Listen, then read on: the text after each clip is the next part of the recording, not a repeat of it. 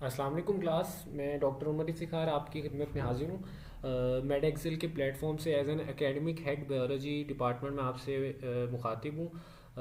तो अगर मैं अपना थोड़ा सा ब्रीफ इंट्रोडक्शन आपको दूँ तो मैं एमबीबीएस का स्टूडेंट हूँ, fourth year MBBS king Edward medical university में। और मैंने 2021 के अंदर जो है वो 2021 के अंदर मैंने अपना एफएससी के पेपर दिए थे। और मैंने अपने दोनों सालों में एफएससी पार्ट 1 और पार्ट 2 200 आउट ऑफ 200 मार्क्स जो है वो गेट किए थे बायोलॉजी के पेपर के अंदर। ठीक है, मैं आपने आपके साथ जो है अपने वो सारे स्ट्रेटजीज़ वगैरह या टिप्स वगैरह जो मैंने उस टाइम यूज़ की थी, मैं आपके साथ वो सारी की सारी आज शेयर करूँगा और आपको बताऊँगा कि ये जो आपके अपकमिंग पेपर्स हैं उसके अंदर आप कैसे 100 आउट ऑफ 85 दोनों जो हैं दोनों सालों में। एक तो आपका फर्स्ट ईयर का तो हो गया होगा, अब आगे सेकंड ईयर के आपके पेपर हैं, तो आप अपने सेकंड ईयर के पेपर में 85 आउट ऑफ 85 मार्क्स कैसे अचीव कर सकते हैं। ठीक है, सबसे पहले अगर देखा जाए तो हमारे पास बायोलॉजी का जो एफएससी का पेपर आपको आता है ना, वो 85 मार्क्स का होता है। ठीक है, इस 85 मार्क्स के अंदर सर क्या क्या आता है हमारे पास ये आपको सारा कुछ पता होगा। आपके पास 17 एमसीक्यूज़ आते हैं। ठीक है, उन 17 एमसीक्यूज़ में से 17 एमसीक्यूज़ ही आपने ठीक करने हैं बच्चे, क्योंकि हमारे पास एक मार्क्स कटवाने की भी गुंजाइश नहीं है। ठीक है, अगर शॉर्ट क्वेश्चन की बात करें तो हमारे पास 3 क्वेश्चन आते हैं शॉर्ट में। ठीक है, हर पार्ट के अंदर 12 एमसीक्यूज़ होते हैं और उसमें से आपने 9 करने होते हैं। फर्स्ट पार्ट के अंदर भी, सेकंड पार्ट के अंदर भी 8 एम शॉर्ट क्वेश्चंस आपने करने होते हैं। सेकंड पार्ट में भी 12 आते हैं, उसमें से आपने 8 करने होते हैं। थर्ड पार्ट में बच्चे आपके पास 9 शॉर्ट क्वेश्चंस आते हैं, जिसमें से आपने 6 अटैम्प्ट करने होते हैं। ठीक है, तो टोटल अगर देखा जाए तो 8 + 8 16, 16 + 6 22 शॉर्ट क्वेश्चन बच्चे आपने टोटल जो है ना वो अटैम्प्ट करने होते हैं। ठीक है, 22 शॉर्ट क्वेश्चंस आपने टोटल अटैम्प्ट करने होते हैं। लॉन्ग क्वेश्चन की बात की जाए तो आपके पास 5 लॉन्ग क्वेश्चंस आते हैं। ठीक है, 5 लॉन्ग क्वेश्चंस में से आपने 3 अटैम्प्ट करने होते हैं लॉन्ग क्वेश्चन, और उन 3 लॉन्ग क्वेश्चंस के एक ए पार्ट होता है बच्चे और एक बी पार्ट होता है। अगर देखा जाए तो ये टोटल मेरे पास 6 लॉन्ग क्वेश्चंस बन जाते हैं। ठीक है, क्योंकि उसका ए पार्ट भी आ जाता है, बी पार्ट भी आ जाता है। क्लियर है बच्चे? अब हमने एक पेपर का ओवरव्यू तो देख लिया, अब हमने देखना है कि हम बायोलॉजी को पढ़ें किस तरह बायोलॉजी को जो है वो हम किस अप्रोच के साथ पढ़ें कि हम जो है वो एफएससी में भी अच्छे मार्क्स ले सकें और एमडी कैट में भी अच्छे मार्क्स ले सकें। क्लियर है बच्चे? तो मैंने ये 3 जो है ना की बातें जो हैं की रोल जो प्ले करती हैं, 3 चीज़ें, उनके मैंने आपके सामने एक फ्लो चार्ट सा बनाया हुआ है, जिसमें सबसे पहले बच्चे अगर मैं देखूँ ना तो मेरे पास आती है कॉन्सेप्चुअल लर्निंग। देखें बच्चे, बायोलॉजी आपने सुना होगा कि है ही क्रेमिंग। ठीक है, रट्टा है, सारा कुछ रट्टा है, लेकिन कुछ टॉपिक्स ऐसे होते हैं बच्चे अंदर जिसके आपको कॉन्सेप्ट्स पक्के होने चाहिए। कैसे? For example nerve impulse, genetics का पूरा चैप्टर आपका, जेनेटिक्स का पूरा चैप्टर, कोऑर्डिनेशन वाला पूरा चैप्टर, हार्मोन्स वाला पूरा चैप्टर, एक्सेट्रा एक्सेट्रा। कुछ टॉपिक्स इस तरह के होते हैं जिसमें आपको जो है ना बच्चे कॉन्सेप्ट्स लाजमी चाहिए होते हैं। एफएससी के लेवल पे तो अगर आप उसमें भी क्रैम कर लेते हैं तो कोई मसला नहीं है, आपके मार्क्स अच्छे आ जाते हैं, पूरे मार्क्स भी आ जाते हैं। लेकिन एफएससी के फ़ौरन बाद बच्चे जब आपका एमडी कैट आना है तो उसमें अगर आप कॉन्सेप्ट लेने बैठ जाएंगे ना तो इतना टाइम ही नहीं होता बच्चे के पास कि वो पूरी बुक एक दफ़ा दोबारा कॉन्सेप्चुअल वे में पढ़ सके। तो आपने कोशिश यही करनी है कि एफएससी में आप जो है ना सेकेंड ईयर के अभी जो पेपर आ रहे हैं तो आप अपने पेपर्स की तैयारी कुछ इस तरह की करें कि आप कॉन्सेप्ट को जो है वो अपनी पहली प्रायोरिटी रखें, दूसरे नंबर पे आए क्रैमिंग आपकी। ठीक है, क्रैमिंग तो लाजमी है ना बच्चे बायोलॉजी में। एफएससी बायोलॉजी में अगर आप क्रैमिंग नहीं करते ना तो फिर आप जो है वो बहुत पीछे रह रहे हैं। क्रैमिंग तो लाजमी होनी चाहिए ना, आपको पता हो बुक्स की लाइंस क्या है, एग्जैक्ट लाइन क्या है, क्योंकि आपके सारे के सारे एमसीक्यू जो होते हैं ना बच्चे वो बुक की लाइंस आती हैं। ठीक है, आपके शॉर्ट क्वेश्चंस बुक के टॉपिक्स आते हैं, सारी की सारी बुक्स की लाइन, बुक्स की जो आपकी लाइंस वगैरह होती हैं सारी की सारी वही short questions, long question, exact same book की वर्डिंग आती है आपको जो आपने लिखनी होती है। ठीक है, ये दोनों अप्रोच जब आपने करनी, पहले आपने कॉन्सेप्ट ले लिया, उसके बाद आपने क्रैम कर लिया उसको अच्छी तरह। तीसरे स्टेप पे बच्चे आती है आपने बुक को, जितने भी पास्ट पेपर्स हैं बायोलॉजी के पिछले 3 सालों के पास्ट पेपर 2024, 2023 और 2022, इन तीनों के पास पेपर जो है ना बच्चे वो आपने अपने साथ लाजमी रखने हैं, आपने उनको एक दफ़ा सॉल्व लाजमी करना है। ठीक है, क्योंकि ज़्यादातर चीज़ें जो है ना वो पास्ट पेपर से रिपीट हुई होती हैं। ठीक है, पास्ट पेपर्स में अच्छे पास्ट पेपर्स अगर आपको चाहिए तो आप टिप्स वगैरह को यूज़ कर लें। ठीक है, वहाँ पे आपको पास्ट पेपर या इल्म की दुनिया जो वेबसाइट है वहाँ पे आपको पास्ट पेपर सारे के सारे अच्छी तरह मिल सकते हैं, इल्म की दुनिया वेबसाइट पे भी। क्लियर है बच्चे? तो ये थोड़ी बहुत जो थी, मैंने आपको तीन तरीके बता दिए कि आपने किस तरह जो है वो अपने जो बायोलॉजी है उसको स्ट्रॉन्ग करना है, किस तरह 85 आउट ऑफ 85 मार्क्स लेके आने हैं। ठीक है बच्चे, अब अगर हम देखें इसको, हम एक एक चीज़ को जो है ना वो खोल के देखते हैं, एक एक चीज़ को डिटेल में जाके देखते हैं कि हमने हर चीज़ को किस तरह क्या अप्रोच रखनी है, कैसे कैसे उसको हमने टैकल करना है। ठीक है, सबसे पहले बच्चे अगर आपके पास एमसीक्यूज़ हैं, ठीक है, एमसीक्यूज़ आपको 17 एमसीक्यूज़ आने हैं, 17 एमसीक्यूज़ आते हैं आपको, और उस आपने उसमें से 17 के 17 ही सही करने हैं। ठीक है, कैसे सही करेंगे सर, हमें तरीका बताएं कोई। बच्चे अभी जाएं दुकान के ऊपर और जाके टिप्स को पकड़ लें। ठीक है, टिप्स बुक होती है या कोई भी आपको पिछले 5 पेपर्स की बुक मिल रही है ना ऑथेंटिक, जिसके अंदर एमसीक्यूज़ की ऑप्शन जो है वो बिल्कुल ठीक है, आपने वो जाके पकड़ लेनी है। पिछले 5 सालों के, 5 ईयर्स के आपने सारे के सारे एमसीक्यू जो है ना वो रट लेने हैं। ठीक है, सुबह शाम के डिफरेंट बोर्ड्स के हर एमसीक्यूज आपने जो है ना वो रट लेने हैं बच्चे, क्योंकि एमसीक्यू जो होते हैं ना बोर्ड के पेपर में वो मोस्टली पास्ट पेपर से ही आते हैं, रिपीट होते हैं एमसीक्यूज।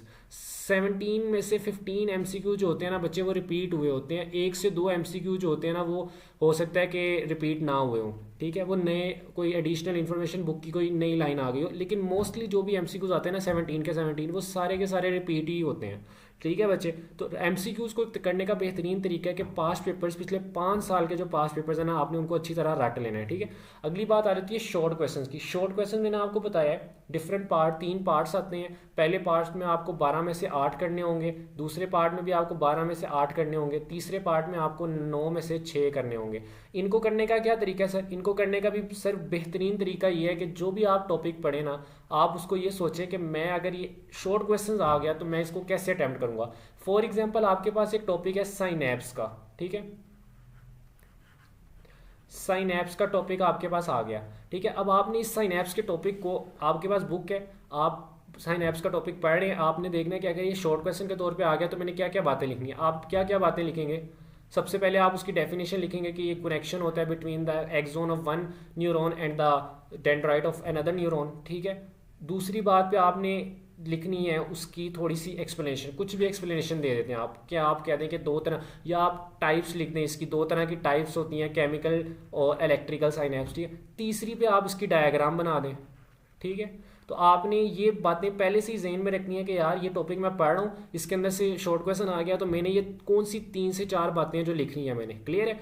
हर टॉपिक को जो है ना वो आप इस तरह स्टडी करें, इस अप्रोच के साथ स्टडी करें। ठीक है, उसके बाद बच्चे लॉन्ग क्वेश्चन, लॉन्ग क्वेश्चन को भी अटैम्प्ट करने का 5 लॉन्ग क्वेश्चन आते हैं। ठीक है, वही पास्ट पेपर्स वाले जो लॉन्ग क्वेश्चन है ना वही मोस्टली बच्चे रिपीट होते हैं पास्ट पेपर्स के। पास्ट पेपर्स के लॉन्ग क्वेश्चन आपने सारे अच्छी तरह अटैम्प्ट, पहले तो आपने पूरी बुक को याद करना है ना, उसके बाद आपने खास तौर पे पास्ट पेपर्स के जो लॉन्ग क्वेश्चन है ना उनको अटैम्प्ट करना है, उनको देखना है कि वो कैसे हैं, और उसके अंदर से आपने देखना है किसी भी गाइड या हेल्पिंग बुक की मदद से आपने वो बुक के ऊपर जो, या अगर आप हेल्पिंग बुक वगैरह नहीं भी यूज़ करना चाहते, आप क्या करें, अपनी बुक खोलें, जो भी पास्ट पेपर के अंदर लॉन्ग क्वेश्चन आया हुआ है उसको अपनी बुक के अंदर लगा दें, उसको अपनी बुक के अंदर हाईलाइट करें। ठीक है, उसके ऊपर लिख दें कि ये लॉन्ग क्वेश्चन आया हुआ है Lahore board, for example Lahore board 2020 में ये वाला जो लॉन्ग क्वेश्चन था ये आया था। ठीक है, आप ये इस तरह करते हैं। फिर क्या करें, आप उस टॉपिक को हेडिंग्स बनाएं, उसके अंदर आप देखें कि अगर ये लॉन्ग क्वेश्चन आ गया तो मैं इसको कैसे अटैम्प्ट करूंगा, उस पूरे के पूरे टॉपिक के अंदर हेडिंग्स बनाना शुरू कर दें। डेफिनेशन की हेडिंग, एक्सप्लेनेशन की हेडिंग, एक्सप्लेनेशन के आगे सब हेडिंग्स बनाएं। ठीक है, मैं आपको नीचे जाके पूरा एक लॉन्ग जो है वो एक्सप्लेन करके बताऊंगा। डायाग्राम उसके अंदर लाजमी बनाएं। ठीक है, तो ये बातें हैं जो आपने लॉन्ग क्वेश्चन अटैम्प्ट करते हुए सोचनी है। अभी मैं आपको बताता भी हूँ कि आपने कैसे एक बेहतरीन लॉन्ग क्वेश्चन कैसे अटैम्प्ट करते हैं। ठीक है, शॉर्ट क्वेश्चंस और एमसीक्यूज तो मैंने आपको बता दिया कि आपने पास्ट पेपर्स के पिछले 5 साल के सारे एमसीक्यूज रट लेने हैं। शॉर्ट क्वेश्चन हर टॉपिक को जो भी पढ़ें शॉर्ट क्वेश्चन के तौर पे भी याद देखें कि अगर शॉर्ट क्वेश्चन आ गया मैं इसमें से क्या क्या बातें लिखूंगा। लॉन्ग क्वेश्चन के लिए मैंने आपको बताया कि पास्ट पेपर्स जो हैं, पास्ट पेपर्स को गौर से देख लें। पास्ट पेपर्स के अंदर जितने भी लॉन्ग क्वेश्चन आए हुए हैं आपने उन सारे लॉन्ग क्वेश्चन को अपनी बुक के ऊपर मार्क करने। जैसे ही मार्क करेंगे आपने फिर उन टॉपिक्स को देख के, उन टॉपिक्स को सारा का सारा देख के आपने उनके अंदर हेडिंग्स बना देनी है कि कैसे अगर ये लॉन्ग क्वेश्चन आ गया तो मैं इसके अंदर कौन कौन सी हेडिंग्स लिखूंगा। ठीक है बच्चे, आगे हम चलते हैं शॉर्ट क्वेश्चंस के ऊपर कि अटेम्प्ट कैसे करना है शॉर्ट क्वेश्चंस को।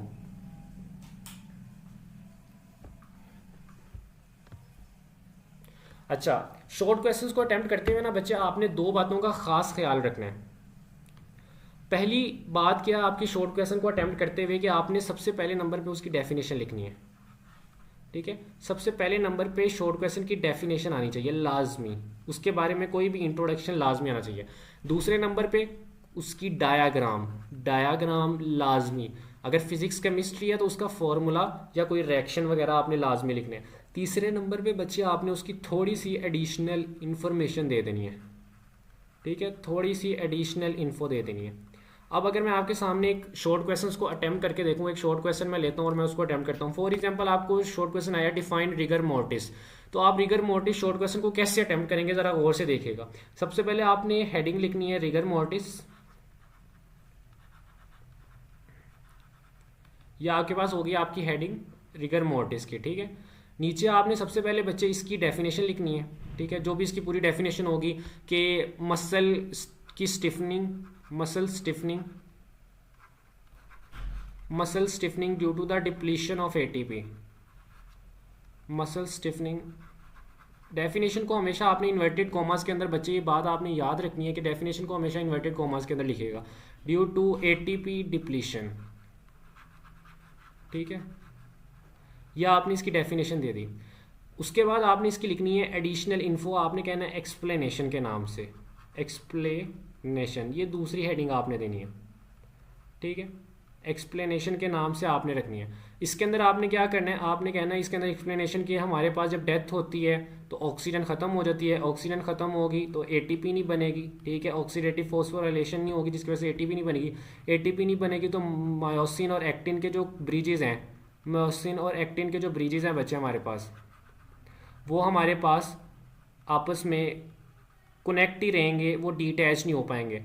Can not be detach, can not be detach. तो ये आपने सिंपल दो लाइनों के अंदर आपने ये बात लिखनी है, जिसकी वजह से क्या होगा हमारे पास, जिसकी वजह से मसल जो है वो स्टिफ रहेगा। ठीक है, ये दो लाइन के अंदर आपने ये बात लिखनी है। चाहे तो आप ये फ्लो चार्ट बना के भी लिख सकते हैं। ठीक है, ऑक्सीजन कम होगी, एटीपी बनेगी नहीं, मायोसिन एक्टिन ब्रिज जो है वो डिटैच नहीं हो सकेगा, जिसकी वजह से मसल जो है ना वो स्टिफ हो जाएगा। ठीक है, अब ये एक्सप्लेनेशन यहाँ पे आपका जो है ना वो शॉर्ट जो है वो ख़त्म हो चुका हुआ है। ठीक है, आपका सारा का सारा। अब इस क्वेश्चन के अंदर अगर आप देखें ना रिगर मोर्टिस के अंदर, तो आपके पास कोई डायग्राम नहीं है, लेकिन आपने फिर भी क्या करना है कि लाजमी एक डायग्राम बना देनी है। कौन सी डायग्राम, जो मसल की, मसल फाइबर्स की जो आपके पास डायग्राम है, ऊपर एक्टिन फाइबर्स और नीचे जो है वो आपके पास मायोसिन फाइबर्स आ जाएंगे। ठीक है, आप इनको जो है आपस में कनेक्ट करवा दीजिएगा, इनका वो दिखा दीजिएगा। ये आपके मायोसिन फाइबर्स आ गए। अब ये क्रॉस ब्रिजेस बने हुए हैं तो क्या होगा, एक्टिन जो है वो एक्टिन के साथ ऐसे जुड़ा होगा, तो आप इसको ऐसे जोड़ दीजिएगा। ठीक है, ये इनके दरमियान, ये इनके क्रॉस, ये मायोसिन है हेड जो है वो एक्टिन के साथ इस तरह कनेक्ट है। ठीक है, ये आप इसकी इस तरह की डायग्राम बना दीजिएगा। ठीक है, ये एक और मैं मायोसिन यहाँ पे बना देता हूँ, यहाँ पे एक और मायोसिन।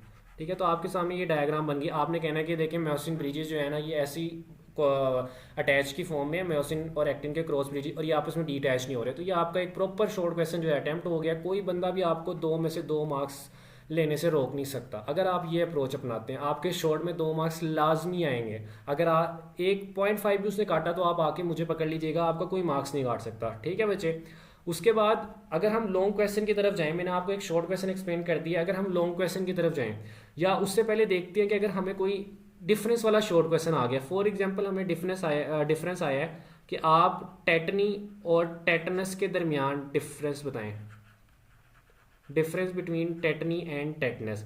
तो आप क्या करेंगे बच्चे, सबसे पहले जो आपने काम करना है ना, वो आपने एक लाइन लगानी है। आपने क्या करना है बच्चे, एक लाइन लगानी है दरमियान में। ठीक है, आपने दरमियान में एक लाइन लगाई। उसके बाद डिफरेंस लिखने का पहला तरीका ही बच्चे ये है कि आपने दरमियान में लाइन लगानी है। ठीक है, पहला डिफरेंस आप क्या लिखेंगे, टेटनी क्या होती है, हमें पता है इनवॉलेंटरी मसल कॉन्ट्रैक्शन, हम चाहते नहीं है लेकिन हमारा मसल जो है वो कॉन्ट्रैक्ट करता जा रहा है। इनवॉलेंटरी मसल कॉन्ट्रैक्शन, मसल की कॉन्ट्रैक्शन। टेटनस क्या है, टेटनस है हमारा मसल में खिंचाव पड़ा हुआ है, तनाव आया हुआ है। क्या मतलब, पेनफुल मसल स्पेजम। अच्छा, अब इनमें डिफरेंस क्या है ये भी सुन लें। टेटनी बच्चे क्या होता है कि आप बैठे हुए हैं, आपका हाथ ऐसे पड़ा हुआ है और वो हाथ एकदम ऐसे खुद ब खुद कॉन्ट्रैक्ट कर रहा है। ठीक है, ऐसे बार बार फड़फड़ा रहा है, आपको पता नहीं चल रहा, पेनफुल नहीं होता बिल्कुल भी, हल्का सा वैसे ही आपका मसल जो है ना वैसे वो कॉन्ट्रैक्ट कर रहा होता है। ठीक है, टेटनस क्या होता है? टेटनस ये होता है कि आपका मसल ऐसे लगे कि यार मेरा मसल ना बहुत ज़्यादा स्टिफ हुआ हुआ है, किसी ने मेरे मसल को ऐसे अकड़ाया हुआ है, उसके ऊपर दबाव पड़ रहा है और शदीद आपको दर्द होने लग जाए। ठीक है, टेटनी किस वजह से होता है? कॉजेज क्या होती हैं टेटनी की? पहली कॉज होती है सर हमारे पास लो कैल्शियम। अगर आपकी बॉडी में कैल्शियम लो हो जाएगा ना तो उससे आपको टेटनी हो जाएगा। टेटनस की क्या कॉज होती है आपको पता है? टेटनस की कॉज होती है हमारे पास जो क्लोस्ट्रीडियम टेटना एक बैक्टीरिया होता है। जब हमें कोई चोट वगैरह लगती है, एक्सीडेंट वगैरह होता है, तो क्या होता है कि वो जो मट्टी होती है वो हमारे जख्म से अंदर आ जाती है हमारी ब्लड के अंदर। उस मट्टी के अंदर जो होता है वो क्लोस्ट्रीडियम टेटना एक बैक्टीरिया होता है, उसके स्पोर्स होते हैं। वो स्पोर्स उस मट्टी के जरिए हमारे ब्लड के अंदर आते हैं और अंदर आके वो पूरा ग्रो करके क्लोस्ट्रीडियम टेटना एक बैक्टीरिया बना देते हैं। वो बैक्टीरिया फिर हमारी बॉडी के अंदर ना डिफरेंट काम करता है, जिसकी वजह से हमें टेटनस हो जाता है। तो क्लोस्ट्रीडियम टेटना के इन्फेक्शन की वजह से इसलिए कहते हैं कि जब भी कोई एक्सीडेंट वगैरह हो या कोई भी आपका सड़क के ऊपर आप गिरो या किसी गंदी जगह पे, तो टेटनस का इंजेक्शन लाजमी लगवाया करो। ठीक है, तीसरा आप इसमें क्या लिखेंगे कि इसमें क्या हो रहा है मेरे पास? मसल की ट्विचिंग हो रही है, मसल ट्विच कर रहा है बार बार। ठीक है, मसल की ट्विचिंग हो रही है, उसमें आप क्या लिखेंगे? उसमें आप लिखेंगे कि मेरे पास मसल की रिजिडिटी, मसल जो है वो सख्त हुआ हुआ है, बहुत ज़्यादा ऐसे लग रहा है कि मसल जो है वो सख्त हुआ हुआ है। अच्छा, अब इनकी ट्रीटमेंट क्या है? टेटनी हमें पता है किस वजह से हो रहा है, लो कैल्शियम की वजह से। तो अगर हम विटामिन डी या कैल्शियम देंगे तो टेटनी जो है वो ठीक हो जाएगा। टेटनस की क्या आप सबको पता है? इंजेक्शन, टेटनस का जो इंजेक्शन होता है वो अगर हम देंगे तो बच्चे ये वाला जो डिफरेंस का शॉर्ट क्वेश्चन था ना, ये देखिए मैंने 4 पॉइंट्स लिखे हैं, ये 4 पॉइंट्स आपने लाजमी लिखने हैं। 2 मार्क्स के शॉर्ट क्वेश्चन में अगर डिफरेंस आ जाए तो आपने 4 पॉइंट्स लिखने हैं, तब जाके आपको बच्चे 2 में से 2 मार्क्स जो है ना वो कोई आपके 2 मार्क्स छीन नहीं सकता। ठीक है, लाजमी मिलेंगे आपको, मेरा आपसे वादा है। ठीक है, उसके बाद अगर हम थोड़ा सा लॉन्ग क्वेश्चन को अटैम्प्ट करने का तरीका देख लें कि हमारे पास लॉन्ग क्वेश्चन जो है वो किस तरह अटैम्प्ट होता है, तो अगला हम देखते हैं कि long question, how to attempt a long question. ठीक है, अगर कोई लॉन्ग क्वेश्चन आ गया, फॉर एग्जांपल मेरे पास एक नर्व इम्पल्स लॉन्ग क्वेश्चन आया, तो सबसे पहले मैंने क्या करना है? हेडिंग देनी है नर्व इम्पल्स की। ठीक है, नर्व इम्पल्स की मैंने हेडिंग दे दी, अच्छी तरह इसको आपने अंडरलाइन करना है। उसके बाद मैं सबसे पहले इसकी डेफिनेशन लिखूंगा बच्चे। सबसे पहले मैं क्या करूंगा? इसकी डेफिनेशन लिखूंगा कि नर्व इम्पल्स मेरे पास क्या होती है। नर्व इम्पल्स मेरे पास एक इलेक्ट्रोकेमिकल चेंज है जिसके अंदर हमारे पास नर्व जो इन्फॉर्मेशन है वो पास करती है। जो भी आपकी बुक के अंदर, जिस बुक के अंदर लिखी हुई है KPK पंजाब, आपने वाली डेफिनेशन लिखनी है। इलेक्ट्रोकेमिकल चेंज होता है, ठीक है, आपके न्यूरॉन के अंदर। ठीक है, उसके बाद दूसरे नंबर पे आपने क्या करना है? आपने दूसरे नंबर पे देनी है हेडिंग इसकी एक्सप्लेनेशन की। ठीक है, एक मेजर हेडिंग होगी नर्व इम्पल्स की, उसके बाद आती है हेडिंग्स एक्सप्लेनेशन की। उस एक्सप्लेनेशन में आपने थोड़ी सी एक्सप्लेनेशन वो जो नर्व इम्पल्स की देनी है। क्या एक्सप्लेनेशन? वही जो इलेक्ट्रिक पोटेंशियल वाली बातें आपकी बुक के अंदर लिखी हैं वो सारी की सारी वो लिख के आपने फिर अगली हेडिंग देनी है RER की, resting membrane potential, RMP, resting membrane potential. तो आपने अगली हेडिंग देनी है रेस्टिंग मेम्ब्रेन पोटेंशियल की। ठीक है, एक्सप्लेनेशन के अंदर आपने सारी एक्सप्लेनेशन लिख दी, उसकी थोड़ी बहुत वो जो इलेक्ट्रिक पोटेंशियल वाली बातें हैं, ठीक है, वो आपने सारी लिख दी। उसके बाद RMP की, RMP में क्या लिखना है आपने? RMP की डेफिनेशन लिखनी है सबसे पहले। ठीक है, उसके बाद क्या आ जाएंगी? RMP की कॉजेज ऑफ RMP, वो जो 3 कॉजेज हैं आपके सामने, आपने वो लिखनी है, कॉजेज ऑफ RMP। 3 कॉजेज वो जो आपके सामने, आपने वो 3 कॉजेज लिख देनी है, 3 कॉजेज लिख देनी है आपने। ठीक है, 3 कॉजेज अच्छी तरह आपने एक्सप्लेन कर देनी है। फिर आगे क्या आता है? आगे आता है हमारे पास एक्शन पोटेंशियल। सिमिलरली उसको भी आपने ऐसे ही एक्सप्लेन करना है। एक्शन पोटेंशियल की हेडिंग देनी है आपने, उसकी डेफिनेशन बतानी है आपने, उसकी जो बातें थोड़ी बहुत लिखी हुई हैं वो बतानी है आपने। ठीक है, फिर आपने हेडिंग देनी है कॉजेज ऑफ एक्शन पोटेंशियल। ठीक है, क्या हेडिंग देनी है? Causes of action potential, causes of action potential. और उसकी जो 2 कॉजेज हैं वो आपने बता देनी है। ठीक है, जो 2 कॉजेज आपकी बुक के अंदर लिखी हुई हैं वो आपने बता देनी है। ठीक है, फिर क्या करना है आपने? ये तो हो गया आपका टेक्स्ट सारा का सारा। फिर आपने बनानी है बच्चे इसकी एंड पे डायग्राम न्यूरॉन की जो आपने नर्व इम्पल्स की डायग्राम, कि बाहर पहले हमारे पास पॉजिटिव होता है, अंदर नेगेटिव होता है, लेकिन जहाँ पे नर्व इम्पल्स आती है वहाँ पे बाहर नेगेटिव हो जाता है, अंदर पॉजिटिव हो जाता है। उससे अगली जगह पे फिर वही हाल होता है नॉर्मल वाला। ठीक है, ये आपने डायग्राम बना दी। साथ आपने क्या बनाना है? साथ बच्चे आपने इसका बना देना है ग्राफ, क्या बना देना आपने, ग्राफ। जो इसका ग्राफ आपकी बुक के अंदर बना हुआ है ना, वो आपने बना देना है कि नर्व इम्पल्स किस तरह ट्रैवल करती है। वो ग्राफ किस तरह का, एक सिग्मोइडल ग्राफ है आपके पास वो। ठीक है, बच्चे अक्सर क्या गलती करते हैं, वो ना यहाँ से ऊपर लेके गए हैं, यहाँ पे लाके ऐसे कर देते हैं। बच्चे आपने इसको ना थोड़ा सा नीचे लेके जाना है। ये आपने पढ़ा होगा, ये ग्राफ जो है ना ये थोड़ा सा नीचे की तरफ जाता है। ये देखें, ये मैंने इसके अंदर ये एक डीप जो है ना वो डेप्थ बनाई हुई है। ये मैंने क्यों बनाई है, ये आप लोगों ने पढ़ा होगा, यहाँ पे हाइपर पोलराइजेशन हो रही होती है, जिसकी वजह से ये हमारे पास इतना डीप जा रहा होता है, इतनी एक डेप्थ बन रही होती है। ठीक है, तो ये बातें आपने लॉन्ग क्वेश्चन को अटैम्प्ट करते हुए देखनी है। कोई बंदा भी आपके 4 out of 4 marks long question में नहीं छीन सकता। क्लियर है बच्चे? इस तरह की अप्रोच के साथ अगर आप पेपर करेंगे ना, तो मेरे से शर्त लगवा लें, कोई बंदा भी आपके जो है ना मार्क्स काट नहीं सकेगा। 85 आउट ऑफ 85 मार्क्स आपके ईजिली आ जाएंगे। क्लियर है बच्चे? मुझे आज के लिए इजाज़त दें। अल्लाह हाफिज़।